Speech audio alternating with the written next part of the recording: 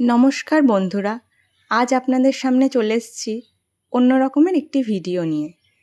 এতদিন আপনারা আমাকে কাচের বোতলের ওপরে রং করতে দেখেছেন, কাগজের ওপরে রং করতে দেখেছেন। আজ কিন্তু কাগজ বা কাচের বোতল নয়, একটা কাঠের চিরুনির ওপরে আমি রং করে দেখিয়েছি।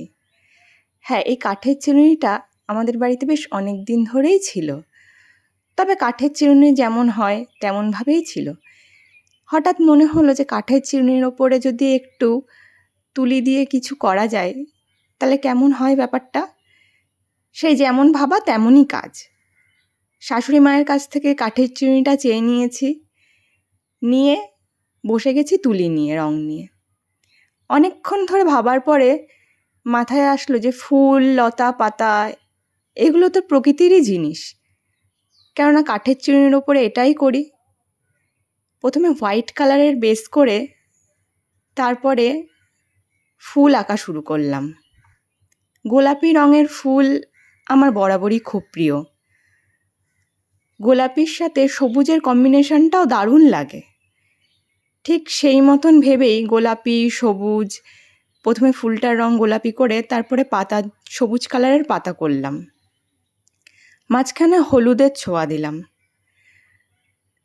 যাতে ফুলটা দেখতে আরও সুন্দর লাগে। যে কোনো কাজ যদি ভালোবেসে করা হয় তবে তো সেই কাজটা ভালো হতেই হবে। আগের ভিডিওতে যেমন বলেছি যে ধৈর্যের অভাবে কেমনভাবে আমার একটা বোতলের আর্ট খুব একটা সুন্দর হয়নি।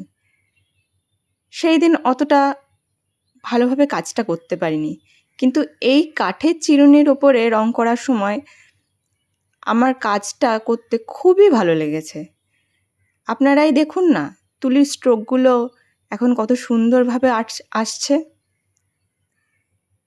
পুরো কাজটা যখন করেছিলাম তখন ভেবেছিলাম যে কখন আপনাদের সঙ্গে শেয়ার করব।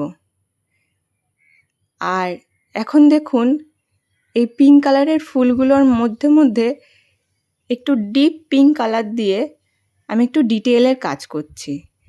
যে কোনো ছোট জিনিস হোক বা বড় জিনিস, ডিটেলিং ছাড়া কিন্তু একদমই অসম্পূর্ণ হয়ে যায়। যত ডিটেলিং করা যায় তত কাজটা কিন্তু ভালো হতে থাকে। পুরো চিরুনিটা দেখার অনুরোধ রইল। আপনারা দেখুন কেমন হয়েছে এবং আমাকে জানান আপনাদের কেমন লাগলো।